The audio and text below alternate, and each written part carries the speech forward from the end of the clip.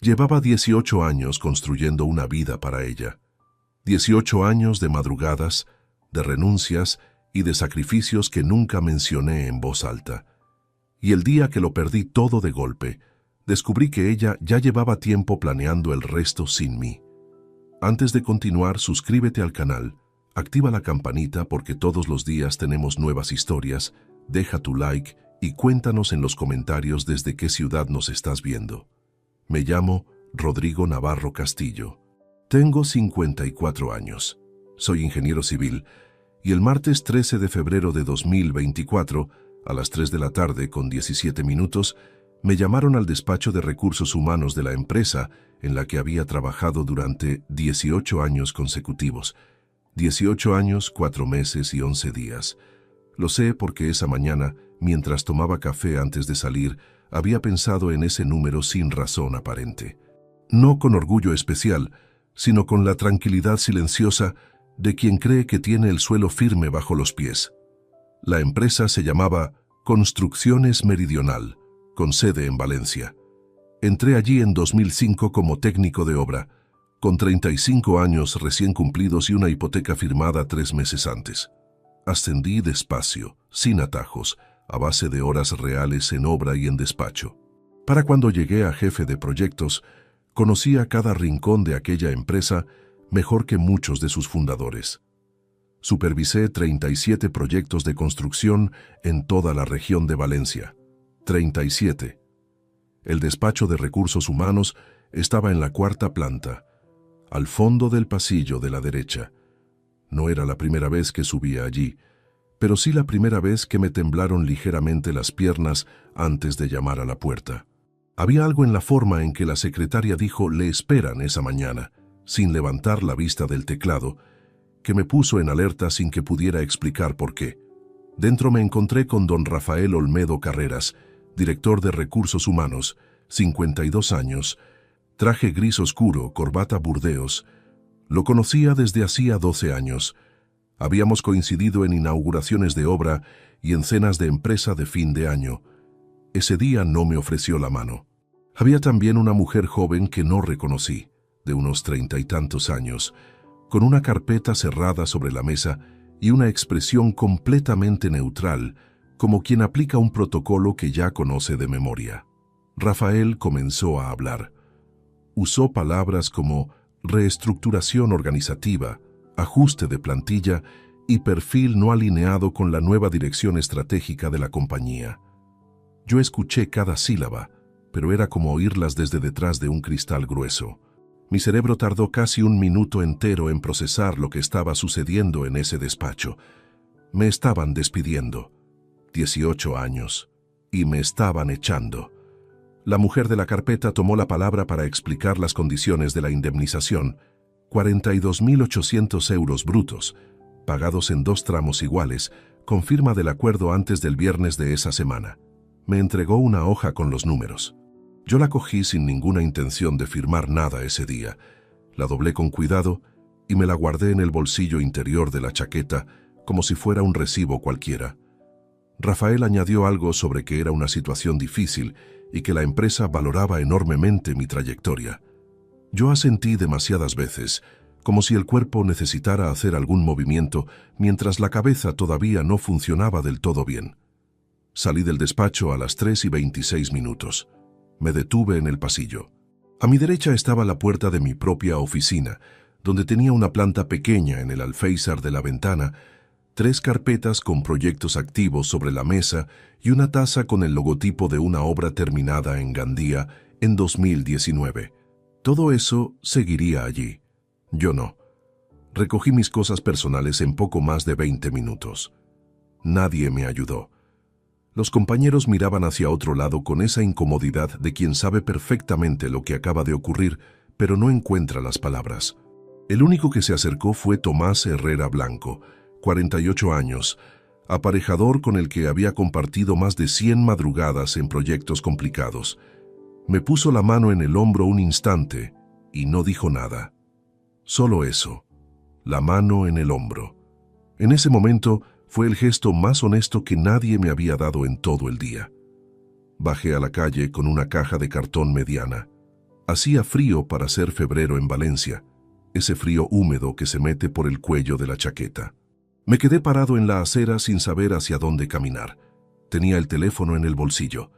Pensé en llamar a Ernesto Díaz Carmona, mi mejor amigo desde hacía más de 20 años. Pensé también en llamar a mi hermano Julián, pero no llamé a nadie. No sabía cómo empezar una frase así. No sabía cómo decir en voz alta lo que acababa de pasar sin que se volviera definitivamente real. Así que caminé. Caminé durante casi 40 minutos con esa caja en las manos, sin rumbo fijo al principio, hasta que me di cuenta de que mis pies me llevaban a casa de manera completamente automática. No era una decisión, era instinto. Era que en ese momento solo necesitaba una cosa: abrir la puerta y que Inma estuviera allí, contarle lo que había pasado, que me escuchara, que me dijera que íbamos a salir adelante como siempre lo habíamos hecho. Llevábamos 23 años casados, Inmaculada y yo. 23 años y 4 meses exactos. No voy a pretender que fui un marido perfecto durante todo ese tiempo. Era el tipo que llegaba tarde a las cenas, que olvidaba fechas, que pasaba temporadas sin tener una conversación real con ella, porque llegaba agotado de la obra y solo quería silencio. Lo sé y no lo voy a ignorar. Pero esa tarde, caminando por las calles de Valencia con una caja de cartón y 18 años de trabajo reducidos a un sobre doblado en el bolsillo, lo único que quería era verla. Llegué a las 4:18 de la tarde. Saqué las llaves del bolsillo. La cerradura hizo el mismo sonido de siempre. Ese clic metálico pequeño que uno escucha miles de veces en su vida sin llegar a oírlo de verdad. Esa tarde lo oí. Lo oí porque en el mismo instante en que la puerta se abrió, antes de poder dar un solo paso dentro, me llegó su voz desde el interior del salón. Hablaba por teléfono, rápido, con un tono vivo y emocionado que no le reconocía o que quizás llevaba mucho tiempo sin escuchar. El tono de alguien que acaba de recibir exactamente la noticia que estaba esperando. Me quedé inmóvil en el umbral, las llaves todavía en la mano, el corazón detenido. Y entonces escuché las palabras que iban a cambiarlo todo. Hoy lo echaron del trabajo. Es mi oportunidad de irme. Ya no tengo excusa para quedarme. Esta noche le digo todo. Las palabras tardaron en asentarse, como lo hacen las cosas que el cerebro no quiere procesar de golpe. Uno escucha, registra, y luego necesita varios segundos para decidir si lo que llegó a sus oídos es real o una distorsión nacida del miedo. Pero no había distorsión. La voz era la de Inma. El tono era el de alguien que acababa de recibir exactamente la noticia que llevaba tiempo esperando.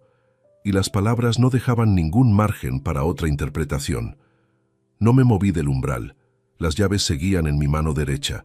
La caja de cartón apoyada contra la cadera izquierda. La puerta entreabierta a mi espalda dejaba entrar el frío húmedo del rellano. No pude dar un paso ni hacia adelante ni hacia atrás durante lo que debieron ser unos 10 segundos, aunque en ese instante me parecieron mucho más. Desde el salón llegaban más fragmentos. Ella había bajado la voz, pero seguía hablando deprisa, con esa urgencia de quien quiere terminar antes de ser interrumpida. Alcancé a escuchar. No, esta vez en serio. Ya hablé con Álvaro. Todo está pensado. Un silencio corto. Luego, sí, sé lo que hago. Llámame mañana.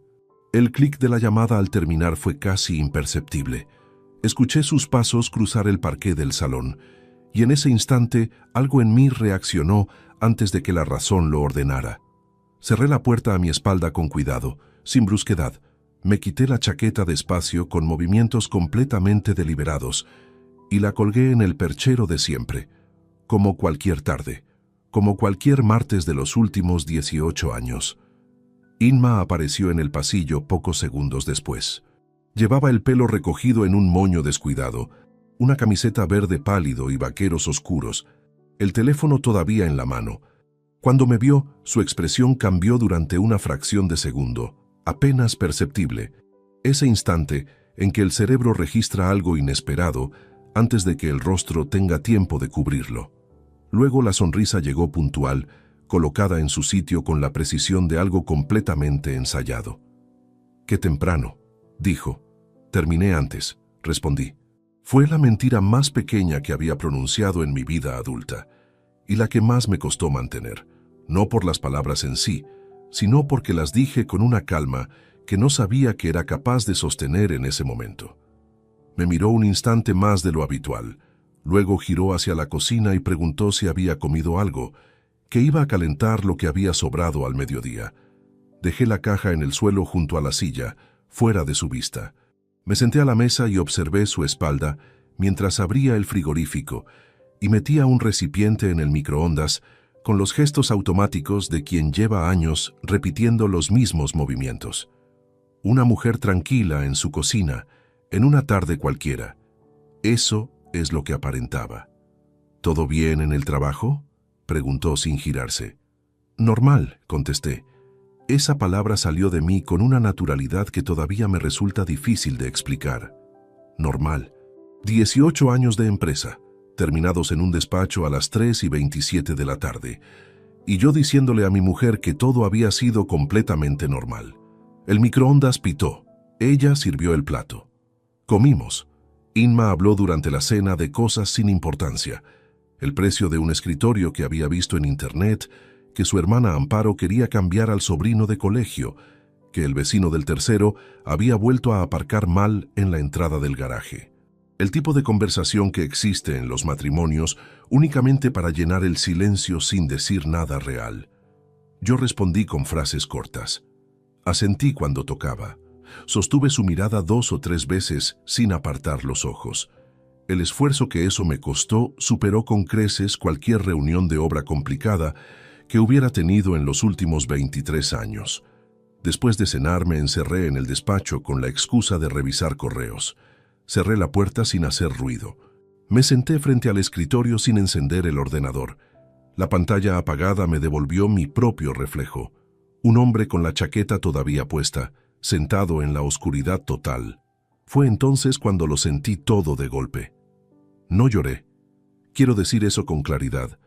No lloré. Pero algo en el centro del pecho se contrajo de una manera que no tenía más nombre que dolor físico. Los nudillos sobre la madera se pusieron blancos. Apreté la mandíbula hasta notar la articulación. Cerré los ojos durante un tiempo que no supe medir. Mi trabajo, mi matrimonio, el mismo martes. Cuando uno lleva 23 años con una persona, construye sin querer un inventario invisible de pequeños momentos. Y en ese despacho a oscuras, empecé a revisar ese inventario de manera completamente distinta a como lo había hecho siempre. No como recuerdos, como indicios. Las noches en que el teléfono sonaba tarde y ella salía al pasillo a responder con la puerta entornada. Las veces que llegué sin avisar y el ambiente tenía una tensión ligera que yo atribuí sin cuestionarme nada al cansancio acumulado. Las 2 ocasiones en que la conversación entre ella y Álvaro se cortó de forma demasiado abrupta cuando yo entré en la cocina. Álvaro, 27 años, mi hijo. Las palabras escuchadas en el umbral volvieron solas. Ya hablé con Álvaro, todo está pensado. Guardé ese pensamiento en un lugar muy concreto. No era el momento de actuar sobre él. Era el momento de entender exactamente cuánto no sabía todavía y cuánto había ignorado por pura comodidad durante años. Esa noche me acosté a las 11:15. Inma ya estaba en la cama con el teléfono en la mano, como hacía cada noche. Apagué la luz sin decir nada especial. Ella tampoco. El dormitorio quedó en silencio, con el único brillo tenue de su pantalla moviéndose de vez en cuando. Tardé mucho en dormirme, pero no por desesperación, sino porque había tomado una decisión en ese despacho oscuro, con los nudillos apretados sobre la madera, una decisión sin testigos que nadie en esa casa conocía todavía. Esa noche, con Inma durmiendo a menos de medio metro, yo ya era distinto al hombre que había abierto esa puerta unas horas antes. El que llegó buscando un abrazo había desaparecido en algún punto entre el pasillo y ese escritorio. En su lugar quedaba algo más frío, más quieto, más paciente. Todavía no sabía todo lo que iba a descubrir, pero sabía que lo iba a descubrir todo. El miércoles amaneció con ese gris uniforme que tiene Valencia en invierno, cuando el frío no es suficiente para limpiar el cielo, pero sí para dejarlo sucio. Me desperté a las 6:22, que era la hora de siempre, aunque ya no había ningún lugar al que llegar a las 8. Inma dormía de espaldas a mí, el pelo suelto sobre la almohada. La respiración pareja y tranquila, de quien no carga con nada que le quite el sueño. Estuve varios minutos observando el techo, con la misma quietud que había mantenido durante la noche, hasta que el reloj del teléfono marcó las 6:30 y decidí levantarme antes de que ella lo hiciera. Me duché con agua fría durante los primeros 30 segundos. No fue un gesto dramático, sino algo completamente práctico. Necesitaba que la cabeza funcionara con precisión esa mañana, y el frío despierta los rincones donde el cansancio se instala mejor que cualquier otra cosa. Me vestí con ropa de calle, como si tuviera algún sitio al que ir, porque iba a tenerlo. Solo que aún no lo sabía del todo. La cocina conservaba el residuo leve de la cena anterior, ese olor a comida calentada que queda cuando nadie ha abierto una ventana durante la noche. Puse el café a calentar, y mientras esperaba saqué el sobre del bolsillo de la chaqueta que había dejado colgada desde el día anterior. Lo abrí encima de la mesa, desplegué la hoja con los números y la leí con detenimiento real por primera vez. 42.800 euros brutos, 2 tramos iguales, firma antes del viernes. Lo volví a doblar con cuidado y lo guardé en el cajón inferior del mueble del pasillo, debajo de una carpeta con recibos de suministros. No era dinero que pensara rechazar ni firmar sin consultar antes con alguien de criterio legal, pero tampoco era el asunto más urgente de ese miércoles. Inma bajó a las 7:15. Llevaba el mismo ritmo lento de las mañanas, poco habladora, centrada en el café y en el teléfono. Me dio un beso breve en la sien al pasar, como había hecho miles de veces, y se sentó frente a mí con la taza humeante entre las manos. El teléfono, boca arriba sobre la mesa, pantalla hacia arriba. Eso era diferente. Durante años el teléfono había sido un objeto secundario en los desayunos, algo que se dejaba en el bolsillo o en el aparador. Esa mañana estaba ahí, deliberadamente visible, y entendí sin necesidad de analizarlo demasiado que no era descuido sino un hábito reciente. El tipo de hábito que se forma cuando uno empieza a esperar mensajes que no quiere perderse. Hablamos poco. Ella preguntó qué iba a hacer ese día. Le dije que tenía que contactar con algunos conocidos del sector, actualizar el currículo, revisar ofertas. Asintió, bebió café, bajó la vista al teléfono. Me fijé entonces en que sonreía levemente mientras leía algo en la pantalla. No era una sonrisa dirigida a ningún lugar concreto de la cocina. Era esa clase de sonrisa que uno intenta neutralizar antes de que el otro la vea, pero que llega medio segundo tarde. Levanté la vista de mi taza justo cuando ella apagaba la pantalla y la ponía boca abajo sobre la mesa. El nombre que había aparecido fugazmente antes de que se oscureciera fue suficiente. Germán. Una sola palabra. Un nombre sin apellido visible, pero con la familiaridad de quien no necesita más identificación porque ya carga suficiente peso en esas 7 letras. Terminé el café sin cambiar la expresión. Le dije que saldría un rato, que volvería para comer. Ella respondió que tenía planes con su hermana por la tarde. Perfectamente natural, perfectamente medido. Salí a la calle con las manos en los bolsillos y caminé hasta el banco de piedra de la plaza frente al edificio. Me senté. Estuve quieto durante varios minutos antes de hacer nada. El nombre siguió girando mientras ordenaba lo que tenía con la metodología que había aprendido en más de 2 décadas de ingeniería. Primero los datos concretos, después las hipótesis, luego las verificaciones. En obra uno nunca toma decisiones basándose en suposiciones. Las suposiciones cuestan hormigón, tiempo y dinero.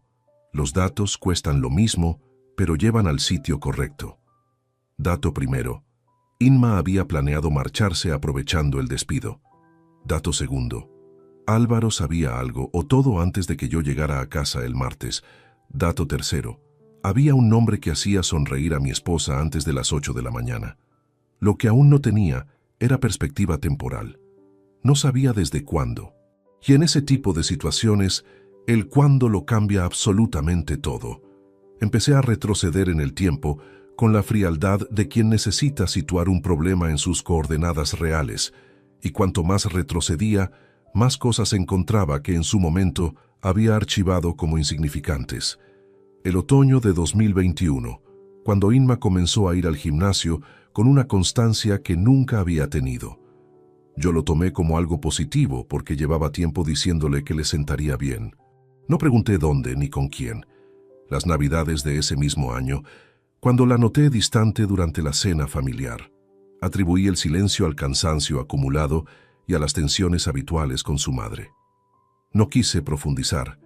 La primavera de 2022, cuando empezó a salir los sábados por la mañana con la excusa de un mercadillo que, ahora que lo pensaba, nunca había producido ninguna compra que recordara. Cada uno de esos momentos que antes había cerrado sin leer del todo, apareció esa mañana con una luz distinta, como documentos revisados con más resolución. No produjeron rabia inmediata, produjeron algo bastante más incómodo, la certeza callada de que había elegido no ver durante mucho tiempo y de que esa elección tenía un precio que todavía no conocía por completo. Volví al apartamento al mediodía con la cabeza completamente ordenada. Después de comer, mientras Inma se arreglaba para salir, me instalé en el despacho con el ordenador encendido. Accedí a la banca en línea de la cuenta conjunta y empecé a revisar los movimientos mes a mes hacia atrás, con la misma metodología que aplicaría a la auditoría de costes de cualquier proyecto de obra. Lo que encontré en los primeros 20 minutos hizo que cerrara los ojos durante un momento largo. Transferencias periódicas, discretas, espaciadas de forma irregular para que no formaran un patrón demasiado obvio a primera vista. Cantidades que oscilaban entre los 300 y los 800 euros mensuales, siempre hacia el mismo número de cuenta que no reconocí de inmediato. Empecé a sumarlas en una hoja en blanco. La cifra creció mucho más rápido de lo que esperaba. Cerré el ordenador antes de terminar el cálculo. No porque no quisiera saber, sino porque necesitaba hacerlo con el tiempo y la frialdad que esa información merecía. Me levanté, fui a la ventana y miré la calle un instante sin ver nada concreto. Esa noche ya sabía con certeza que lo que había escuchado en el umbral el martes por la tarde no era el principio de algo. Era el final visible de algo que llevaba mucho más tiempo construyéndose en silencio mientras yo trabajaba. El jueves amaneció con el mismo frío del día anterior, pero con algo más pesado en el ambiente, ese tipo de silencio doméstico que ya no suena a calma, sino a distancia acumulada. Me levanté antes de que Inma se moviera, me vestí en el cuarto de baño con la puerta cerrada y bajé a la cocina con la única intención de terminar lo que había comenzado la tarde anterior. Abrí el ordenador a las 7 menos cuarto. La banca en línea tardó unos segundos en cargar. Me serví café, pero no lo toqué, mientras la pantalla terminaba de mostrar los datos. Esta vez no me detuve. Empecé en enero de 2021 y avancé mes a mes con la misma metodología que había aplicado durante décadas en obra: captura de pantalla, anotación de fecha, cantidad e identificador del beneficiario, columna acumulada al margen. En ingeniería civil, uno aprende pronto que los errores graves no suceden en los cálculos complicados, sino en los sencillos, que nadie revisa, porque parecen demasiado evidentes. Aquí estaba ocurriendo exactamente lo mismo. Los movimientos no eran irregulares por accidente. Estaban espaciados con una lógica deliberada. A veces el 5 del mes, a veces el 16, a veces el 28. Los importes variaban lo suficiente para no repetir un patrón visual demasiado obvio en los extractos mensuales. 300 euros un mes, 520 al siguiente, 480 después. Un ojo que no buscara nada concreto los habría pasado por alto durante años. Que era exactamente lo que había sucedido. Tardé 40 minutos en llegar hasta el martes anterior. Cuando sumé la columna final, el número que apareció en la calculadora del teléfono fue 43.620 euros. Lo leí 2 veces. Luego lo anoté en papel con bolígrafo, con letra clara, para asegurarme de que no era una cifra construida por el agotamiento de los últimos días. 43.620 euros, extraídos en 2 años y 9 meses, de la cuenta conjunta de un matrimonio, donde el único ingreso estable durante la mayor parte de ese periodo había sido el mío. Me levanté de la silla y fui hasta la ventana. La calle estaba vacía a esa hora, salvo por un vecino mayor que sacaba el perro por la acera de enfrente con el paso pausado de las mañanas frías. Lo observé durante unos segundos sin pensar en nada concreto. Era necesario dejar que ese número se asentara antes de dar cualquier paso siguiente.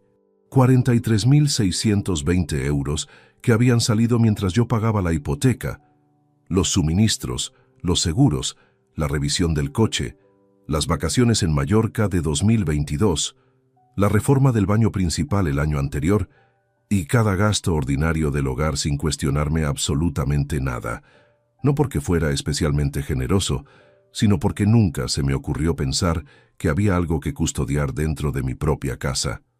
Volví al escritorio. Descargué los extractos completos de los últimos 34 meses, en formato PDF, y los guardé en una llave USB que saqué del cajón lateral del escritorio. Era la misma que utilizaba para transferir planos entre la oficina y el despacho de casa. A partir de esa mañana tendría un uso completamente distinto. La guardé en el bolsillo interior de la chaqueta de trabajo que colgaba siempre en el armario de mi lado del dormitorio. Inma nunca tocaba esa chaqueta. Nunca le había interesado. Después fotografié con el teléfono cada extracto relevante. 64 capturas de pantalla, 47 fotografías de documentos impresos que saqué del archivador del despacho, 3 páginas de anotaciones manuscritas con fechas, cantidades y referencias bancarias. Todo comprimido en una carpeta protegida con contraseña dentro de un correo electrónico que abrí esa misma mañana bajo un nombre que no tenía ninguna relación con el mío. Cuando Inma bajó a las 8:15, el ordenador estaba apagado y yo leía un periódico en el sofá con el café por fin entre las manos. «Madrugador», dijo al pasar hacia la cocina. «No podía seguir en la cama», respondí sin levantar la vista del periódico. Era la primera respuesta completamente sincera que le daba desde el martes. Durante el desayuno mantuvimos una conversación perfectamente ordinaria sobre si hacía falta reponer café molido y sobre las obras que llevaban semanas levantando la acera de la calle paralela. Inma habló del frío, de que quizás llamaría a su hermana Amparo por la tarde. Yo respondí con la proporción justa de atención para que nada sonara excesivamente frío ni artificialmente animado. Un equilibrio muy difícil de mantener, uno que nadie debería tener que aprender. Cuando subió al dormitorio a arreglarse, saqué el teléfono y escribí una nota de una sola línea. Llamar a Ernesto hoy. Ernesto Díaz Carmona era la persona a quien acudía cuando algo no encajaba en ningún otro sitio. No era abogado ni investigador, ni poseía ningún conocimiento técnico que resultara directamente útil en una situación así. Era simplemente el hombre más honesto que conocía, con 56 años, y la discreción de quien ha aprendido con el tiempo a distinguir cuándo hablar y cuándo guardar silencio. Sabía con certeza absoluta que lo que le contara no llegaría a ningún otro oído sin mi autorización expresa, pero antes de llamarle necesitaba confirmar una cosa más. El número de cuenta que aparecía como beneficiario en todos los extractos llevaba las iniciales IBH Inmaculada Vega Herrero. Una cuenta a su nombre exclusivo cuya existencia yo desconocía por completo, lo que en un matrimonio de 23 años con finanzas aparentemente compartidas no era un detalle administrativo menor. Era una decisión tomada en algún momento concreto, con un propósito concreto, que alguien había considerado necesario ocultarme. Revisé la fecha de la primera transferencia registrada, el 8 de marzo de 2021. Fui al calendario del teléfono y retrocedí hasta esa semana, con la lentitud de quien sabe que lo que va a encontrar no le va a resultar cómodo. Intenté situar qué estaba ocurriendo en ese momento de mi vida. No fue difícil. Marzo de 2021 fue el mes en que terminé el proyecto más exigente de toda mi carrera, un complejo residencial de 140 viviendas en la zona norte de Valencia que había consumido 16 meses de trabajo muy intensivo. Llegaba a casa tarde casi cada noche. Durante varias semanas, prácticamente, no mantuve una conversación real con nadie fuera del equipo de obra. El mes en que estuve más ausente de todo lo que importaba. El mes en que Inma abrió una cuenta a su nombre y comenzó a mover dinero en silencio. Eso no era una coincidencia, era una cronología. Y la cronología me estaba diciendo algo que todavía no quería formular del todo, que alguien había aprovechado mi distancia para construir una salida. Que mientras yo levantaba edificios para otras familias, alguien desmontaba en silencio el suelo del mío. Esa tarde llamé a Ernesto desde la calle, con el viento en la cara y las manos hundidas en los bolsillos del abrigo. «Necesito verte», le dije en cuanto contestó. «Esta semana, cuanto antes». «¿Qué ha pasado?», respondió de inmediato, porque Ernesto reconocía sin esfuerzo el tono exacto con el que uno llama cuando algo va de verdad mal. «En persona te lo cuento. Pero no es una sola cosa, Ernesto. Son varias». Hubo una pausa breve al otro lado de la línea. «Mañana a las 10, en el bar de siempre». Colgué y seguí caminando sin destino concreto durante un rato, dejando que el frío de la tarde hiciera su trabajo sobre la cabeza. Tenía el número exacto del dinero desaparecido, las pruebas documentadas y a alguien de confianza con quien hablar al día siguiente. Lo que todavía no tenía era el nombre completo del hombre que había estado en mi casa mientras yo trabajaba. Pero eso estaba a punto de cambiar. El bar de siempre era un local pequeño en la calle Sorolla que no tenía nombre visible en el exterior, solo un letrero antiguo con el apellido del dueño desgastado por varios veranos. Ernesto ya estaba dentro cuando llegué, con el abrigo gris colgado en la silla de al lado y un cortado a medias frente a él. Me vio entrar desde el fondo y no sonrió. Solo asintió una vez, despacio, con la expresión de quien ya sabe que lo que viene no es ligero. Me senté. Pedí un café sin azúcar. Esperé a que el camarero se alejara lo suficiente y entonces hablé durante casi 20 minutos sin interrupciones. Le conté todo en el orden en que había ocurrido. El despido, la puerta entreabierta, las palabras escuchadas en el umbral, los días siguientes con Inma en casa como si nada hubiera cambiado. Y por último, los extractos. Los 43.620 euros. La fecha del primer movimiento. El nombre de cuenta con sus iniciales. Ernesto escuchó sin quitarme los ojos de encima, con el cortado olvidado entre las manos. Cuando terminé, tardó varios segundos en responder. «¿Cuánto tiempo llevas sin dormir bien?» «Desde el martes», contesté. Asintió. «¿Y ella no sospecha nada?» «No tiene ningún motivo. El despido ya le daba todo lo que necesitaba para justificar cualquier movimiento». Apoyó los codos en la mesa y bajó la voz, aunque no había nadie cerca. «Rodrigo, esto necesita un abogado antes de cualquier otra cosa, antes de firmar la indemnización, antes de tocar ninguna cuenta, alguien que sepa exactamente dónde pisas en este momento». No fue una sorpresa escucharlo. Era la misma conclusión a la que yo había llegado a las 4 de la madrugada del jueves, pero necesitaba oírla de alguien sin el ruido emocional que yo arrastraba encima. «¿Conoces a alguien?», pregunté. «Consuelo Medina Aparicio. Despacho en Ruzafa. 49 años, especializada en Derecho de Familia y Patrimonial. Me llevó un asunto hace 3 años cuando lo de mi padre y el piso de Alicante. Discreta, sin adornos, y no te va a decir lo que quieres oír, sino lo que necesitas saber». Anoté el nombre en el teléfono. «La llamo esta semana».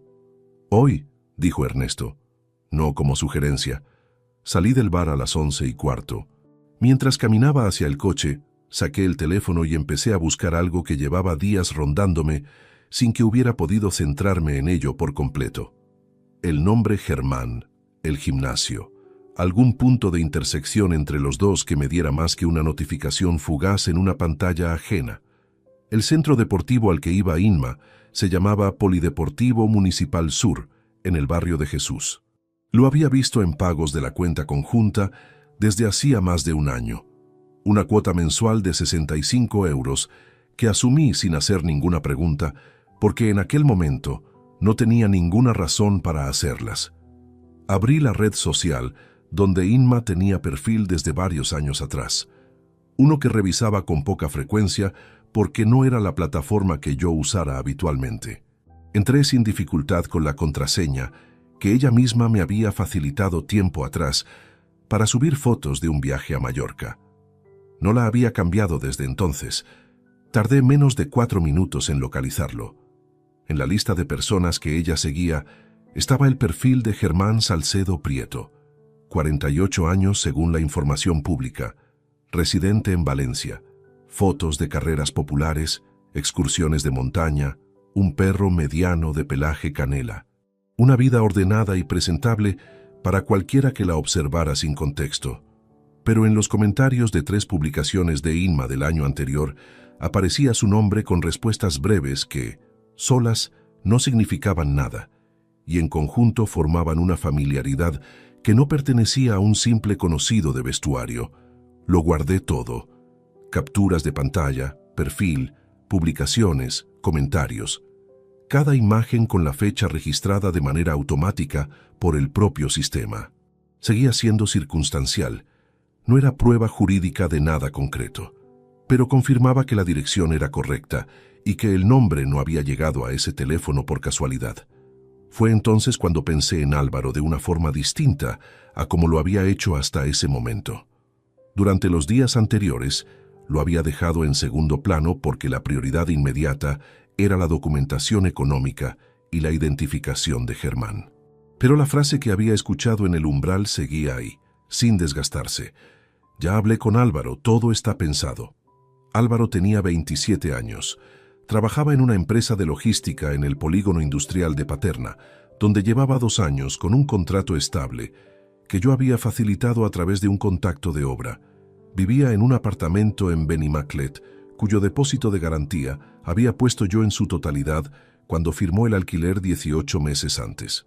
No porque me lo hubiera pedido con insistencia, sino porque era su padre y en ese momento lo necesitaba. Retrocedí hasta las últimas veces que había coincidido con él. Navidades de 2023. Cena en casa. Álvaro llegó tarde con la excusa del trabajo y apenas habló durante la sobremesa. Yo lo atribuí al agotamiento y a esa distancia que a veces se instala entre padres e hijos adultos sin que nadie la declare abiertamente. Una llamada en octubre, breve, sin sustancia, de las que sirven únicamente para decir que todo va bien sin que ninguno de los dos tenga que decir nada verdadero. Una visita en agosto, donde estuvo menos de 2 horas y se marchó antes del postre, con la excusa de un compromiso pendiente. Lo que antes había interpretado como el alejamiento natural de un hijo construyendo su propia vida, adquiría ahora una lectura completamente distinta. La incomodidad en esas ocasiones no era distancia generacional ni el ritmo propio de quien tiene 30 años a la vista. Era la incomodidad específica de alguien que carga con información que no sabe cómo sostener delante de la persona equivocada. Lo llamé esa misma tarde desde el coche, aparcado frente a un parque donde los paseantes cruzaban sin mirar hacia ningún lado concreto.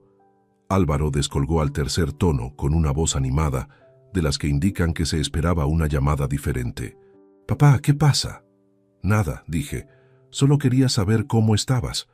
Una pausa de menos de 2 segundos, suficiente para quien sabe leer silencios. «Bien, algo liado esta semana, pero bien. ¿Y vosotros?» «Tranquilos», respondí. «¿Ya le has contado a mamá lo del trabajo?» El frío que sentí no tenía nada que ver con la temperatura del coche. Lo preguntó con una naturalidad tan ajustada que en cualquier otra circunstancia habría pasado sin fricción. Pero en ese contexto, con lo que yo ya sabía, aquella pregunta no era de alguien que acababa de enterarse del despido de su padre. Era la pregunta de quien llevaba días esperando que una conversación concreta por fin ocurriera. «¿Cómo sabes tú lo del trabajo?», dije despacio. La pausa fue considerablemente más larga esa vez. «Mamá me llamó el martes por la tarde», respondió al fin. «Me dijo que te habían echado. El martes por la tarde. El mismo martes». La misma llamada que yo había escuchado desde el umbral, con las llaves todavía en la mano. No respondí de inmediato. Dejé que el silencio hiciera lo que las palabras no necesitaban hacer en ese momento. «Está bien», dije después. «Hablamos otro día con más calma». Colgué antes de que añadiera nada más. Me quedé quieto con el teléfono en la mano, mirando el parabrisas sin ver el parque al otro lado. La confirmación había llegado sola, sin presión ni estrategia, desde la voz de mi propio hijo. Solo una pregunta y una pausa demasiado larga para ser inocente. Álvaro sabía, lo había sabido desde el primer momento, y había elegido no decir nada. Seguí en el coche varios minutos después de colgar con Álvaro, con el teléfono todavía en la mano y el motor apagado. El parque al otro lado del parabrisas continuaba con su ritmo indiferente. Un hombre mayor con perro, 2 niños en los columpios, una mujer con bolsas de supermercado cruzando la acera sin mirar a ningún lado concreto. Vida ordinaria a 15 metros de un coche donde acababa de confirmarse algo que habría sido mejor no saber. Eran las 5:40 de la tarde del viernes. Busqué en el teléfono el nombre que Ernesto había mencionado en el bar esa mañana y marqué el número. Consuelo Medina Aparicio descolgó al segundo tono. La voz era directa, sin cortesías que no aportaran nada. El tipo de voz que evalúa mientras escucha. Le expliqué en menos de 3 minutos que era un contacto de Ernesto Díaz, que necesitaba asesoramiento urgente sobre una situación patrimonial y familiar y que prefería tratar el asunto en persona.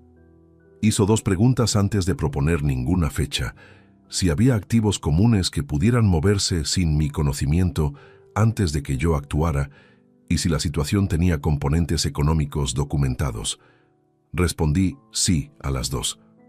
«Lunes a las 9:30», dijo. «Calle Cuba número 12, segundo piso, Ruzafa. Traiga todo lo que tenga. Originales si los tiene, copias si no». Colgó sin añadir nada más. No fue sequedad, fue precisión, que en aquel contexto valía bastante más que cualquier formalidad amable.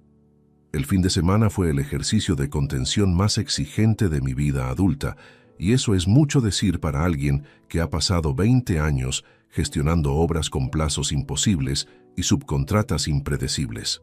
En una negociación profesional tensa, uno puede permitirse cierta rigidez visible porque forma parte del paisaje. En el salón de mi propia casa, ese margen no existía. Inma estaba con esa energía específica de quien tiene un plan avanzado, pero aún no ha dado el paso definitivo hacia afuera. Hablaba con una ligereza que no le reconocía desde hacía tiempo. Hacía referencias espontáneas a cosas futuras formuladas en plural. Sonreía con facilidad. El sábado por la noche propuso ir al cine y acepté sin dudar. Estuve sentado a su lado durante 1 hora y 40 minutos, con la vista fija en la pantalla sin retener prácticamente nada de lo que ocurría en ella. Recuerdo el olor del tejido del asiento, el frío del pasillo al salir y el sonido de la lluvia fina sobre el pavimento de la calle. El domingo por la mañana, con el café entre las manos, sacó el teléfono y me mostró imágenes de una reforma de cocina que había guardado en favoritos. Muebles blancos de línea recta, tiradores de latón mate, encimera de Silestone gris con veta oscura, una lámpara colgante de 3 focos sobre una isla central. El tipo de selección que no se hace en 10 minutos. Alguien había dedicado tiempo a elegir cada detalle. «Llevamos años con la cocina igual», dijo. «Sé que ahora mismo no es el mejor momento, pero era solo para que lo tuvieras en mente». La miré con la serenidad que llevaba días construyendo a base de silencio sostenido. «Cuando tenga algo estable en el trabajo lo hablamos con calma. Ahora mismo no tiene sentido comprometer ese dinero».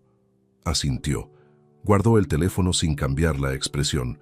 Siguió con el café. No habría reforma. No porque yo fuera a impedírselo activamente, sino porque la cocina que miraba con tanta atención ya no iba a ser suya para cuando esa conversación tuviera algún sentido real. Esa tarde, mientras Inma dormía la siesta, entré al despacho a revisar los documentos que iba a llevar el lunes. Saqué la llave USB del bolsillo de la chaqueta de trabajo y la conecté al ordenador para comprobar que los archivos se abrían correctamente. Estaba revisando la tercera carpeta cuando escuché sus pasos en el pasillo, mucho antes de lo que esperaba. Desconecté la llave en un solo movimiento. Cambié la pantalla a una búsqueda de ofertas de empleo y apoyé el codo en la mesa con la llave cerrada en el puño antes de que la puerta se entreabriera. ¿Estás bien?, preguntó Inma desde el umbral, con el pelo algo revuelto de la almohada. Revisando portales de trabajo, respondí sin apartar la vista del monitor. Hay un par de cosas interesantes en Castellón. Me miró un momento. No te machagues demasiado el fin de semana. Tranquila. Cerró la puerta. Escuché sus pasos alejarse hacia la cocina. Abrí la mano despacio. La llave USB estaba intacta en la palma. El corazón me latía con una fuerza completamente desproporcionada para lo que acababa de ocurrir. Volví a guardarla en el bolsillo de la chaqueta y estuve quieto durante casi un minuto antes de seguir. El lunes llegué al despacho de Consuelo a las 9:26. Sala de trabajo sin ventana a la calle, estanterías de expedientes del suelo al techo, mesa completamente despejada, salvo por un bloc y un bolígrafo. 49 años, pelo castaño muy corto, gafas de montura fina. La clase de profesional que inspira confianza, no por lo que dice, sino por la forma en que escucha sin interrumpir. Pasé 40 minutos explicándolo todo en orden cronológico. Ella tomó notas y me interrumpió únicamente para precisiones concretas. La fecha exacta de la primera transferencia, el régimen de propiedad del inmueble, si había documentos que reconocieran aportaciones económicas diferenciadas al patrimonio común. Después revisó los materiales que había llevado en silencio varios minutos. Cuando levantó la vista, fue directa. Lo que tiene aquí fundamenta un procedimiento de divorcio con reclamación patrimonial sólida. El patrón de transferencias es rastreable y sistemático. Pero antes de notificar nada necesito dos cosas: blindar los activos comunes para que no puedan moverse durante el proceso y documentar la relación extramatrimonial. No para el divorcio en sí, sino para reforzar nuestra posición negociadora en el acuerdo económico. ¿Cómo se documenta?, pregunté. Con un investigador privado. Tengo a alguien con quien trabajo habitualmente. Arrancó una hoja del blog y la deslizó hacia mí. Marcos Guerrero Palacios, 43 años, discreto, metódico, con experiencia específica en este tipo de encargos. Llámele esta semana de mi parte. Guardé la hoja. ¿Cuánto tiempo necesitamos para tener todo cerrado? Entre 6 y 10 semanas para completar el dossier y la estrategia patrimonial. Lo más importante durante ese tiempo es que usted no altere ningún comportamiento observable en casa, absolutamente ninguno. Salí del despacho a las 11:03, con algo que no era exactamente calma, pero que se le acercaba bastante. La claridad de quien ha dejado de estar solo con el problema. Esa misma tarde, llamé a Marcos Guerrero Palacios. Hablamos 10 minutos con la economía de palabras de quien trabaja por resultados. Le di el nombre completo de Germán Salcedo Prieto, el centro deportivo del barrio de Jesús, los horarios aproximados en que Inma solía salir los martes y jueves por la mañana. Marcos escuchó sin interrumpir y respondió únicamente que comenzaría el miércoles y que toda comunicación sería exclusivamente a través del número desde el que le llamaba. Esa noche en casa, Inma preparó cena ligera y pusimos el televisor sin prestar demasiada atención a lo que emitían. Habló del frío persistente, de que Amparo quería organizar una comida familiar, de una vecina del quinto que había cambiado el coche. Respondí con la proporción exacta de presencia que la situación requería. El perfil natural de un marido reciente en paro que procesa un golpe profesional y aún busca el siguiente paso. Lo que Inma no podía saber mientras cenaba tranquila era que a menos de 4 kilómetros de esa mesa, en un despacho de Ruzafa, alguien había empezado esa mañana a construir un muro legal alrededor de cada activo que nos pertenecía, y que el miércoles siguiente Marcos Guerrero saldría a documentar una historia que alguien había creído que nunca sería contada por nadie que importara. Marcos Guerrero Palacios era exactamente el tipo de persona que uno imagina antes de conocerle en persona.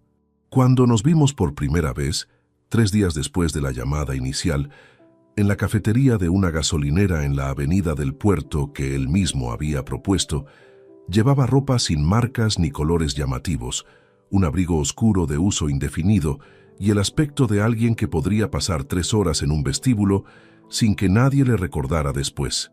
43 años, manos grandes, mirada que evaluaba sin hacer ningún esfuerzo visible por ocultarlo. Hablamos 25 minutos. Le entregué una fotografía de Inma, extraída del perfil de red social, la dirección del Polideportivo Municipal del Barrio de Jesús y los 2 días de la semana en que ella salía con mayor regularidad. Le proporcioné también el nombre completo de Germán Salcedo Prieto, la imagen de su perfil público y el modelo aproximado de su vehículo, visible en una foto tomada desde un ángulo descuidado en sus publicaciones. Un Volkswagen Golf azul oscuro con la matrícula parcialmente legible. Marcos escuchó, tomó 3 notas brevísimas en una libreta pequeña y la guardó sin más comentario. Me explicó cómo funcionaría el proceso, informes semanales remitidos directamente a Consuelo, con copia de respaldo en un archivo encriptado, sin llamadas innecesarias, sin nada que no estuviera directamente vinculado a los hechos. ¿Cuánto tiempo estima?, pregunté. Depende de la frecuencia de los encuentros. Entre 2 y 4 semanas debería ser suficiente para construir algo que no admita interpretaciones alternativas. Pagué el café y salí a la calle con el mismo aspecto de quien ha tenido una mañana sin ningún relieve particular. Durante las 3 semanas siguientes, mantuve una rutina tan calculada que llegó a resultarme casi mecánica. Desayunaba con Inma, revisaba ofertas laborales con la suficiente credibilidad para poder comentar alguna durante la cena, salía a hacer recados, volvía a hora razonable y me acostaba sin alterar ningún hábito visible. La conducta plausible de un hombre de 54 años, absorbiendo un revés profesional, con la serenidad que da haber vivido suficiente. Lo más complicado no fue sostener la apariencia. Lo más complicado fue no reaccionar cuando la situación lo pedía de forma completamente natural. El segundo jueves de esas 3 semanas, Inma regresó a mediodía con algo distinto en el semblante. No era alegría exactamente, era esa energía quieta de quien ha tomado una decisión importante y siente que las piezas se mueven en la dirección prevista. Preparó el almuerzo con más cuidado del habitual y se quedó en la cocina recogiendo bastante más tiempo del necesario mientras yo leía en el sofá. Esa misma tarde, cuando salió a hacer unos recados, me acerqué al ordenador del salón que compartíamos desde hacía años para revisar un documento relacionado con la documentación de Consuelo. El equipo estaba encendido. Inma había cerrado las ventanas del navegador, pero no había cerrado la sesión de correo electrónico.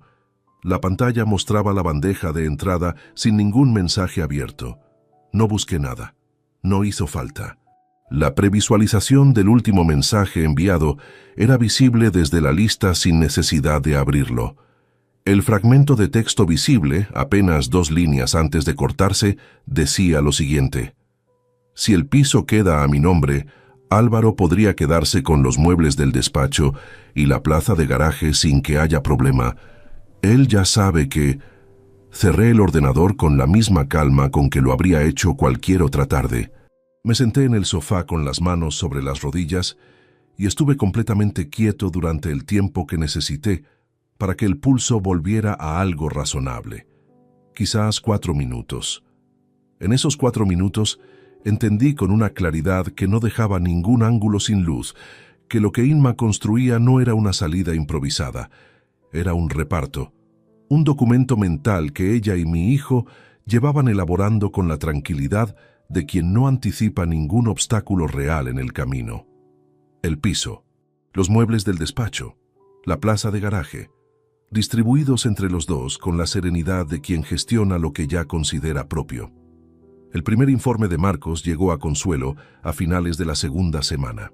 Ella me llamó al mediodía mientras yo caminaba por la calle y resumió el contenido con su precisión habitual. 3 encuentros documentados en 14 días, 2 en el entorno del polideportivo con salida posterior en el mismo vehículo de Germán, 1 en un establecimiento del barrio de Ruzafa donde permanecieron 90 minutos, fotografías con marca de fecha y hora, la clase de material que no admite lecturas ambiguas.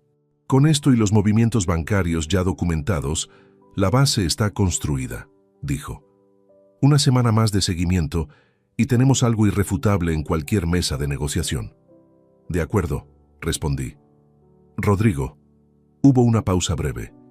¿Sigue aguantando bien? Sí. Queda poco. El informe definitivo de Marcos llegó el martes de la tercera semana. 7 encuentros documentados en total, 4 en el entorno del polideportivo, 2 en establecimientos del centro de la ciudad y 1 en el domicilio de Germán, con registro de entrada y salida separados por 2 horas y 40 minutos. Todo archivado en un expediente de 46 páginas que esa misma tarde reposaba sobre la mesa de Consuelo. Esa noche, Inma preparó tortilla de patatas y abrió una botella de vino tinto que guardaba para ocasiones sin nombre concreto. Me ofreció una copa con total naturalidad. La acepté. Cenamos. Ella habló de una escapada de fin de semana en primavera, un hotel rural en la sierra que su hermana Amparo había recomendado, que sería un buen momento para desconectar cuando yo tuviera ya resuelto lo del trabajo. Asentí. Dije que sonaba razonable. Bebí el vino con calma. Lo que Inma no podía saber mientras describía ese hotel era que el expediente de 46 páginas llevaba sobre la mesa de una abogada desde las 2 de la tarde, que cada transferencia realizada en silencio durante casi 3 años estaba contabilizada hasta el último céntimo, que la conversación que ella creía haber tenido de forma privada formaba ya parte de una estrategia que no había diseñado ella. Recogí los platos. Apagué la luz de la cocina, me acosté. Por primera vez en semanas, cerré los ojos sin ningún esfuerzo. El sábado 16 de marzo amaneció despejado por primera vez en semanas, con ese sol limpio de primavera temprana que todavía no tiene temperatura, pero sí una luz que obliga a entornar los ojos al salir a la calle. Llamé a Álvaro a las 9:15. Descolgó al cuarto tono con una voz que mezclaba el sueño con cierta cautela, que no recordaba haberle escuchado antes de esas últimas semanas. «Papá, ¿estás libre esta mañana?», pregunté. Una pausa muy breve. «Sí, creo que sí. ¿Qué pasa?». «Nada que no pueda esperar hasta dentro de una hora. Hay una cafetería en la plaza del ayuntamiento de Benimaclet, frente a la farmacia de esquina. Te espero allí a las 10:30». No hubo réplica inmediata. Luego, «Allí estaré». Colgué sin añadir nada más. Llegué con 10 minutos de antelación. Era un local con mesas de madera clara, luz natural abundante desde la fachada acristalada y el ruido de fondo de una mañana de sábado sin urgencias. Tazas, voces moderadas, el crujido de una silla contra el suelo. Pedí un café solo y esperé sin mirar el teléfono. Álvaro llegó a las 10:27.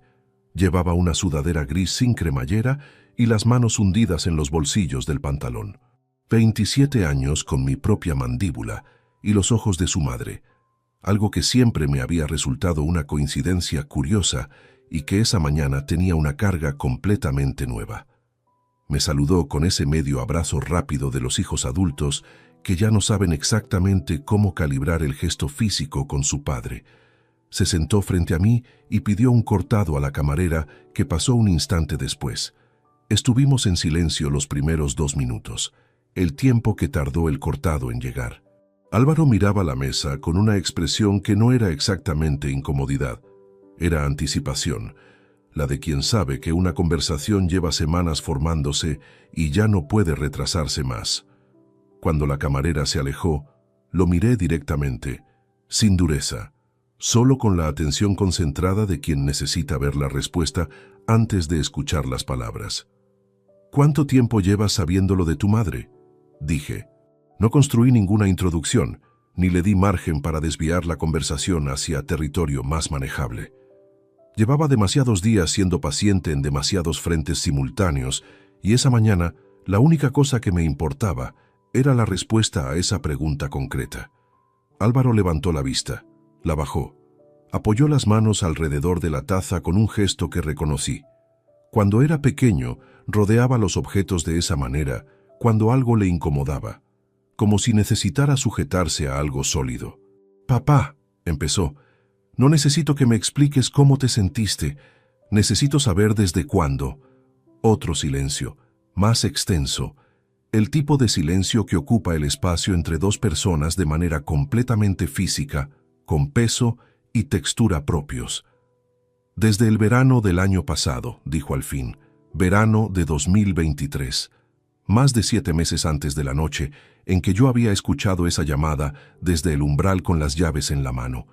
No moví ningún músculo de la cara, no aparté los ojos de los suyos. ¿Y cómo lo supiste? Álvaro respiró despacio. Mamá me lo contó. Dijo que llevaba tiempo pensando en separarse, que no era feliz, que necesitaba que yo lo entendiera. Hizo una pausa breve.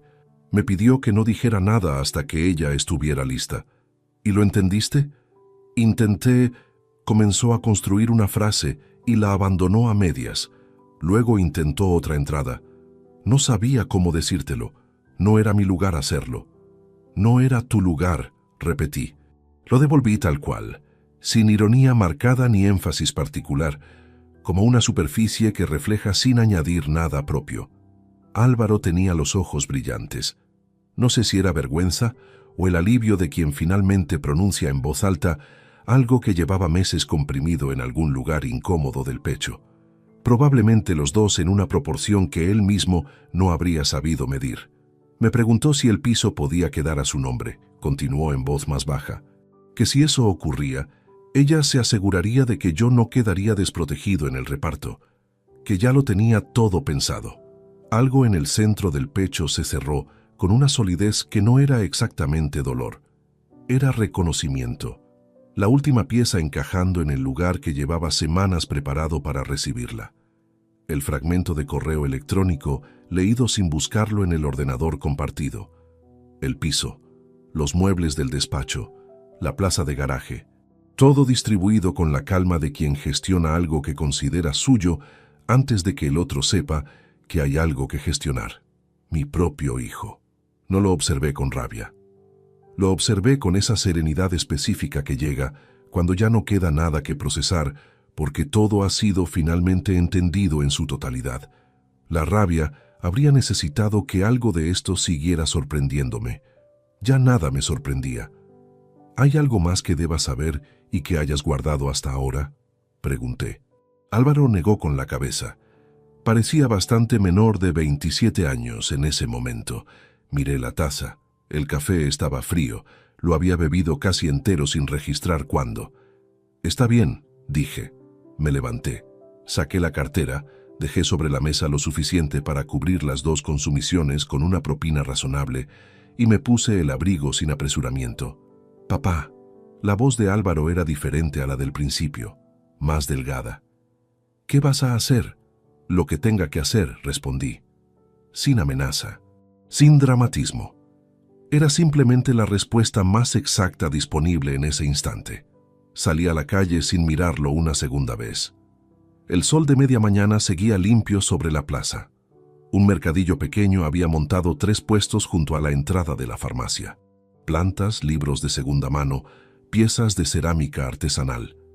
Caminé entre la gente sin el teléfono en la mano ni un destino inmediato en la cabeza. Lo que sentía no era lo que había anticipado sentir al salir de esa conversación. No era alivio, tampoco satisfacción. Era algo más parecido al cierre definitivo de una puerta que llevaba mucho tiempo entreabierta.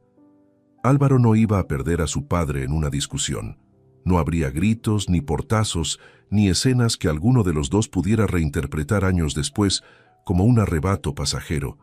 Lo que iba a perder era exactamente aquello que él mismo había decidido que no valía la pena proteger cuando tuvo la oportunidad de hacerlo: la presencia, el respaldo silencioso, la llamada de los sábados, el padre que aparece cuando algo falla.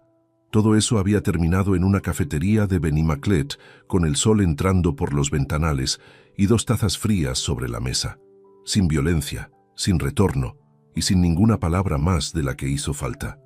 Las semanas que siguieron al café en Benimaclet pasaron con una lentitud diferente a todo lo anterior. En los primeros días después del despido, cada hora cargaba con la urgencia aguda de quien descubre que el suelo se ha movido y necesita entender hasta dónde. Después llegó la etapa de la documentación, las reuniones con Consuelo, el seguimiento de Marcos, La conversación con Álvaro. Ahora, con el expediente cerrado sobre la mesa de la abogada y los activos protegidos legalmente desde finales de marzo, el tiempo tenía una textura completamente distinta, la de quien ha completado todo lo que necesitaba completar y solo falta elegir el instante preciso para dar el último paso. Inma continuó con su rutina sin alteración observable. El gimnasio los martes y jueves, las llamadas largas con su hermana Amparo los miércoles por la tarde, las noches frente al televisor con el teléfono siempre cerca sobre el cojín del sofá. Seguía mencionando planes futuros en los que aparecía la primera persona del plural con toda naturalidad. Una semana habló de un viaje a Sevilla para el verano. Otra tarde, de cambiar el colchón del dormitorio. Todo pronunciado con la tranquilidad de quien no anticipa ningún obstáculo real en el horizonte que tiene delante. Yo la observaba con una atención sostenida que ya no producía dolor, sino algo más parecido a distancia cartográfica. La claridad de quien ha trazado el mapa completo de un terreno y ya no necesita explorarlo, porque lo conoce de memoria hasta el último ángulo. Dediqué a abril y la mayor parte de mayo a dos frentes paralelos. El profesional fue el más lento y también el más necesario. Desde febrero había contactado con varios conocidos del sector de la construcción en Valencia y Castellón. Actualizado el currículo con los 37 proyectos supervisados durante los 18 años en Construcciones Meridional y respondido a 5 convocatorias concretas. El proceso era metódico y sin urgencias artificiales porque la indemnización, gestionada desde el principio con el asesoramiento directo de Consuelo, cubría los meses necesarios sin presión económica real. Pero había algo que recuperar que no tenía ninguna relación con las finanzas. La certeza de ser útil en un campo al que había dedicado casi 3 décadas de trabajo genuino. Esa certeza no se recupera esperando sentado a que llegue por sí sola. En la segunda semana de mayo, un ingeniero llamado Óscar Vidal Solano, 51 años, con quien había coincidido en 2 proyectos de rehabilitación en Valencia años atrás, me llamó para explorar una colaboración como consultor externo en un proyecto de recuperación estructural en el centro histórico de Castellón. No era contrato de plantilla ni incorporación a ninguna empresa. Era trabajo por proyectos, con autonomía real, sin estructura corporativa encima ni reuniones de seguimiento que no aportaran nada concreto al resultado final. El tipo de encargo que a los 35 años habría descartado por falta de estabilidad aparente y que a los 54, con todo lo que sabía ya de mí mismo, empezaba a parecerme la única modalidad de trabajo con sentido genuino. Pedí unos días. Lo pensé sin apresuramiento durante casi una semana. El 8 de junio, casi 4 meses exactos después del despido, llamé a Óscar y confirmé que aceptaba. Firmamos el contrato de colaboración el jueves 13 de junio en una notaría del Paseo Ribalta en Castellón. Honorarios pactados. 4.200 euros mensuales por dedicación parcial, con posibilidad de ampliación según el avance de la obra y el volumen de incidencias técnicas. 300 euros más al mes que lo que había cobrado durante 18 años en Construcciones Meridional. Lo firmé con la pluma que llevaba en el bolsillo interior de la chaqueta, sin ningún gesto ceremonial, con la serenidad específica de quien no necesita confirmación externa de algo que lleva tiempo sabiendo por sí solo. Esa misma tarde llamé a Consuelo desde el exterior de la notaría. «Ya tenemos contrato firmado», dije cuando descolgó. «¿Cuándo quiere proceder?» Inma tenía previsto pasar el fin de semana en casa de Amparo en Sagunto. Lo había mencionado 4 veces en los últimos 10 días, con esa naturalidad de quien repite información ya gestionada sin ser consciente de que la está ensayando. El lunes siguiente estaría en casa por la mañana, sin compromisos conocidos hasta el mediodía. El lunes 17, respondí, a las 11. Allí estaré con toda la documentación. Colgué. La tarde tenía esa luz horizontal de junio que alarga las sombras sobre el asfalto y hace que los edificios parezcan más sólidos de lo habitual. Desde donde estaba, se veía el tramo final del paseo y al fondo, la línea de palmeras que bordeaba la entrada al casco antiguo. un paisaje sin ningún mérito especial, que en ese momento tenía la nitidez precisa de las cosas que se perciben con total claridad cuando ya no queda ningún cabo sin atar. Conduje de vuelta a Valencia sin música y sin prisa. Esa noche Inma había preparado pisto con huevo y pan tostado. Comimos con el televisor de fondo, con esa conversación ligera de las noches ordinarias que no exige nada real de ninguno de los dos. Habló del fin de semana en Sagunto, de que Amparo quería visitar un mercado artesanal el sábado por la mañana, de que volvería el domingo antes de cenar. Levantó la vista del plato cuando mencioné el contrato de Castellón. ¿Ya tienes algo firmado?, dijo. Esta tarde, respondí. Me observó un instante. Algo cruzó su expresión que no terminé de descifrar del todo. No era alegría ni contrariedad exactamente. Era el gesto de quien recibe una información que no encaja del todo con el esquema que lleva meses sosteniendo en la cabeza. Lo dejó pasar en menos de 2 segundos. «Qué bien», dijo y volvió el tenedor al plato. Recogí los platos. Ella se quedó en el sofá. Me fui al despacho a revisar los primeros planos que Óscar había enviado esa tarde, y estuve trabajando hasta pasadas las 11, con esa concentración limpia que solo tiene el trabajo que a uno le importa de verdad. El domingo por la noche, con Inma todavía en Sagunto y la casa en silencio absoluto, preparé lo único que necesitaba para el lunes, un sobre con copias de los documentos principales que Consuelo ya tendría en original sobre su mesa. No era estrictamente necesario.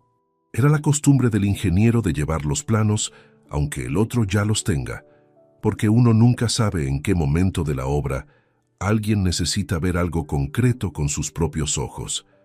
Cerré el sobre. Lo dejé sobre el escritorio. Me senté un momento en la misma silla donde semanas atrás había permanecido inmóvil en la oscuridad, con los nudillos apretados contra la madera. Ahora las manos descansaban abiertas sobre los muslos, sin tensión, sin nada pendiente. La única luz encendida era el flexo de la mesa. El resto del apartamento estaba oscuro y silencioso. Apagué el flexo. Fui a la cama. Dormí 7 horas y media seguidas, sin que ningún pensamiento me despertara una sola vez. El lunes 17 de junio amaneció con el primer calor seco del verano. Valencia en junio tiene esa temperatura que llega sin transición, como si alguien hubiera girado un interruptor durante la noche y el paisaje todavía no hubiera tenido tiempo de acostumbrarse. Inma había vuelto de Sagunto el domingo a las 8:20 de la tarde. Dejó la bolsa de viaje en el dormitorio, se duchó, bajó al salón con el pelo húmedo y preguntó si había algo para cenar. Calenté lo que quedaba del día anterior. Hablamos poco. Ella traía el cansancio tranquilo del fin de semana en casa ajena, que mezcla bienestar con ganas de volver a la propia almohada. Nada en su comportamiento sugería que esperara ninguna alteración en el horizonte inmediato del lunes. Me levanté a las 7:15. Desayuné solo en la cocina con la luz aún baja de la mañana, entrando por la ventana del patio. Inma bajó poco antes de las 9, con una camiseta de lino blanca y pantalón beige claro, descalza, el pelo suelto. Preparó café y se instaló en el sofá con el teléfono entre las manos. El paisaje sonoro habitual de una mañana sin particularidad aparente. A las 10:50 llamé a Consuelo desde el despacho. «Estoy subiendo», dijo. 2 minutos. Bajé a abrir el portal antes de que usara el interfono. Consuelo Medina Aparicio llegó con un maletín de piel negro, traje azul marino y el pelo recogido con la austeridad de quien no necesita ningún elemento adicional para transmitir exactamente lo que es. Le estreché la mano en el rellano sin decir nada. Ella tampoco. Subimos juntos. Cuando abrí la puerta del apartamento y entramos al pasillo, Inma seguía en el sofá con la taza y el teléfono. Levantó la vista. La expresión con que comenzó a recibirme se interrumpió a la mitad cuando procesó la imagen completa. Una mujer desconocida con maletín profesional, entrando un lunes por la mañana por la puerta de su propia casa. «¿Quién es?», preguntó. «Consuelo Medina Aparicio», respondió ella antes de que yo abriera la boca. «Soy abogada. Vamos a sentarnos, por favor». El tono no era agresivo ni tampoco condescendiente. Era simplemente el tono de alguien que ha dicho esa frase exacta en muchos salones distintos. y sabe que la brevedad funciona mejor que cualquier elaboración. Inma dejó el teléfono boca abajo sobre el cojín con un gesto que buscaba aparentar naturalidad sin conseguirlo del todo. Se levantó y pasó al comedor con una rigidez que no correspondía a su manera habitual de moverse por la casa. Nos sentamos los tres alrededor de la mesa. Consuelo abrió el maletín con la eficiencia de quien no ejecuta ningún movimiento que no tenga propósito, y colocó frente a Inma un juego ordenado de documentos. No era una cantidad exagerada de papel, era suficiente. Lo suficiente siempre resulta más intimidante que lo abundante. Rodrigo inicia procedimiento de divorcio, dijo Consuelo con voz completamente neutra. Estos documentos recogen la propuesta de acuerdo económico, elaborada en base a la documentación patrimonial del matrimonio y a las circunstancias específicas del caso. Inma no miró los folios de inmediato. Me miró a mí. ¿De qué estás hablando? Su voz intentaba situar la incredulidad por delante de lo que ya estaba procesando internamente. Lee los documentos, respondí. Hubo un silencio breve. Luego extendió la mano y tomó el primer folio. Lo recorrió despacio. Pasó al segundo. Cuando llegó al tercero, donde aparecía el desglose de transferencias con fechas, importes y número de cuenta de destino, se detuvo con los ojos fijos en una línea concreta. Esas transferencias son gastos personales míos. No hay nada ilegal en 43.620 euros en 29 meses, interrumpió Consuelo con la misma neutralidad de antes. Extraídos de la cuenta común durante un periodo en que el único ingreso regular era el salario de su marido. Está verificado ante notario y se computa íntegramente en la liquidación patrimonial. Inma dejó los folios sobre la mesa. Apoyó las manos planas a los lados como si necesitara la superficie para algo más que descansar los dedos. Hay un error en todo esto. Rodrigo, podemos hablar esto entre los dos sin necesidad de... Ya no hay nada que hablar entre nosotros, respondí. No lo dije con crueldad.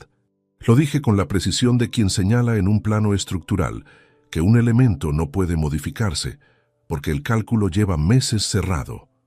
Inma respiró, cambió el ángulo. ¿Qué ocurre con el piso? Consuelo respondió antes de que yo pudiera hacerlo. El inmueble está sujeto a medida cautelar desde el 22 de marzo. No puede ser transferido, cedido ni adjudicado unilateralmente durante el proceso. El acuerdo propuesto contempla la venta y distribución del valor resultante, descontando la cantidad documentada como extraída de forma unilateral de la cuenta común. La mandíbula de Inma se tensó con esa contracción muy leve que yo conocía bien. Era la señal física de cuando algo no encajaba con lo previsto y la siguiente ruta de salida todavía no había aparecido. Tengo derecho a la mitad de este piso. El tono había cambiado. Ya no era incredulidad ni intento de corrección. Era algo más directo, con el filo propio de quien cree que elevar la voz puede abrir un espacio que los documentos han cerrado. Lo que le corresponde está especificado en la página 4, dijo Consuelo. Tras descontar lo documentado, la cifra resultante de su parte queda en 19.840 euros sobre el valor tasado actual del inmueble.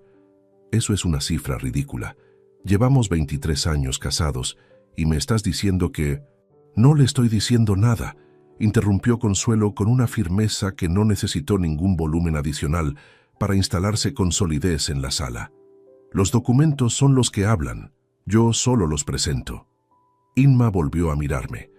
Con una intensidad cargada de muchas cosas distintas, ninguna de ellas fácil de reducir a una sola palabra.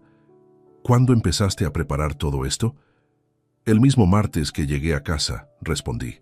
El silencio que siguió fue cualitativamente diferente a todos los anteriores de esa mañana. Era el silencio de quien comprende en un instante preciso que no existe ningún movimiento disponible que no esté ya bloqueado, que la partida lleva meses jugada con una ventaja que ella no detectó, porque nunca anticipó que el hombre que creía controlar tenía la capacidad de quedarse completamente quieto mientras lo construía todo. Se levantó sin decir nada más y fue al dormitorio. Escuché el armario abrirse, los cajones, el clic inconfundible de una maleta desplegada sobre la cama. Consuelo permaneció sentada con las manos sobre el maletín cerrado, sin llenar el tiempo con palabras innecesarias. 20 minutos después, Inma apareció en el comedor arrastrando una maleta mediana. Se detuvo en el umbral, abrió la boca, la cerró, la volvió a abrir. Me levanté antes de que comenzara la frase y caminé hacia la puerta del apartamento. La abrí. El rellano estaba silencioso, con la luz del techo encendida en ese tono neutro de los espacios que no pertenecen a nadie en particular. Inma salió con la maleta. Cerré la puerta. El sonido del cierre fue exactamente igual al de cada tarde de los últimos 23 años. El mismo clic metálico pequeño que uno escucha miles de veces sin llegar a oírlo de verdad. Esa vez lo oí. El apartamento quedó en silencio durante las horas siguientes, con esa densidad específica de los espacios que acaban de cambiar de volumen. No era el silencio de antes, cuando la casa estaba vacía porque los dos habían salido y quedaban los objetos solos esperando que alguien volviera. Era otro tipo de silencio más definitivo, el de un espacio que ha reducido su función a una sola persona y todavía no sabe exactamente cómo adaptarse a esa nueva geometría. Consuelo se fue a las 12:30 con el mismo maletín con que había llegado. Antes de marcharse, me informó de los plazos siguientes. La ratificación del acuerdo requería comparecencia de ambas partes ante el letrado de la Administración de Justicia en un plazo máximo de 20 días, y que Inma podía impugnar la propuesta si contrataba representación propia, aunque la solidez del expediente hacía esa opción considerablemente difícil de sostener. Me dijo que la llamara ante cualquier novedad y salió sin añadir nada más. Cerré la puerta, fui a la cocina y calenté lo que quedaba del café del desayuno. Me lo bebí de pie junto a la ventana del patio, mirando la pared de enfrente sin ningún pensamiento concreto. Era la primera vez en 4 meses que podía estar sin pensar en nada, sin que eso significara que algo quedaba sin resolver. Las semanas siguientes transcurrieron con una calma que al principio me resultó extraña por su misma naturalidad. No hubo llamadas con ultimátum emocionales ni mensajes a deshoras. Inma se instaló en casa de Amparo en Sagunto y contrató un abogado que revisó los documentos y reconoció, según me informó Consuelo a la semana siguiente, que la posición de su cliente no tenía margen real de mejora sobre lo ya propuesto. El acuerdo fue ratificado el martes 8 de julio ante el letrado de la Administración de Justicia. Inma compareció con su representante. Yo comparecí con Consuelo. Estuvimos en la misma sala aproximadamente 40 minutos. Al salir, no cruzamos ninguna mirada. El piso se puso en venta en agosto. La tasación arrojó 243.000 euros.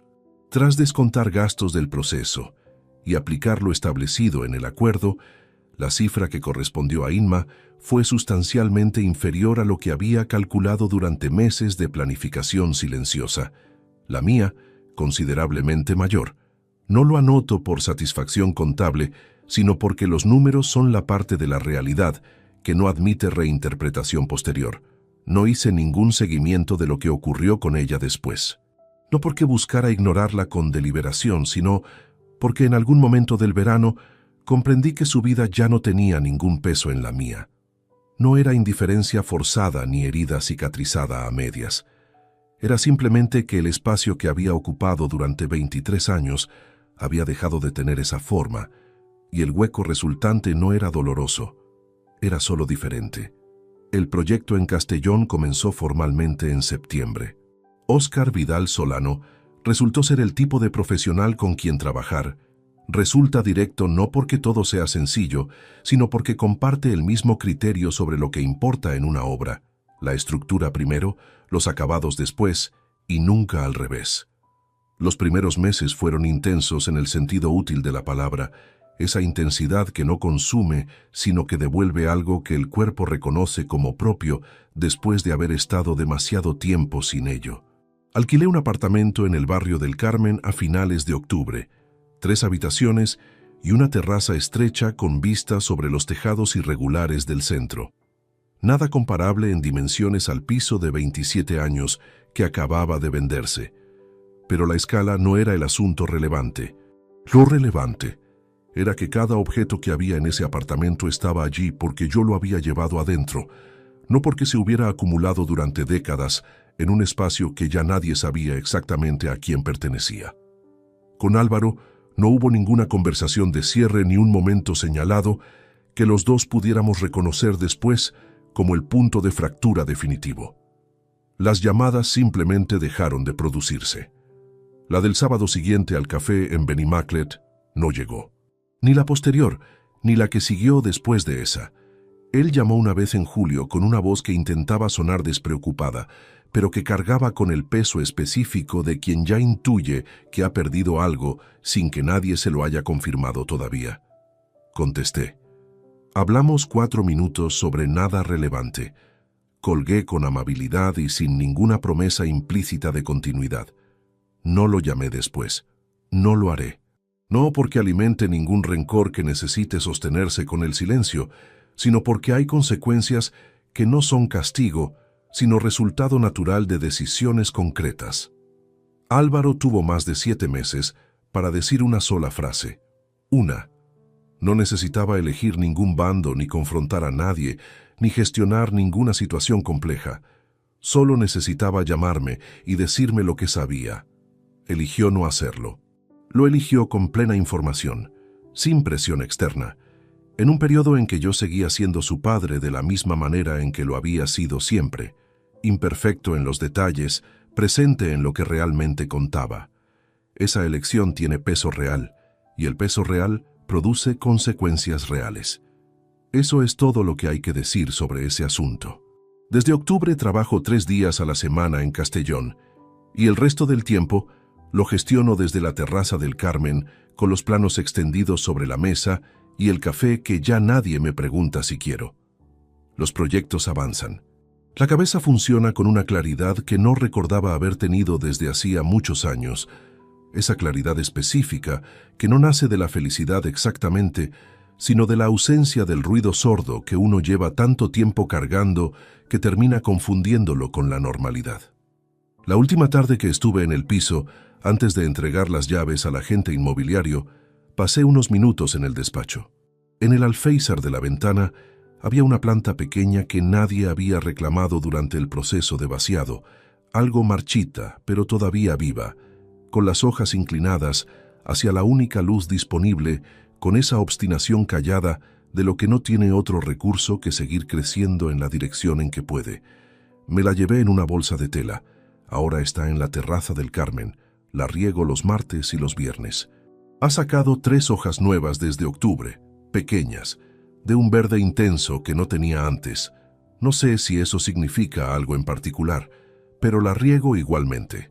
Si te gustó esta historia, dale like al video, suscríbete al canal y comparte tus impresiones en los comentarios. Para escuchar la próxima historia, haz clic en la caja de la izquierda. Gracias por vernos.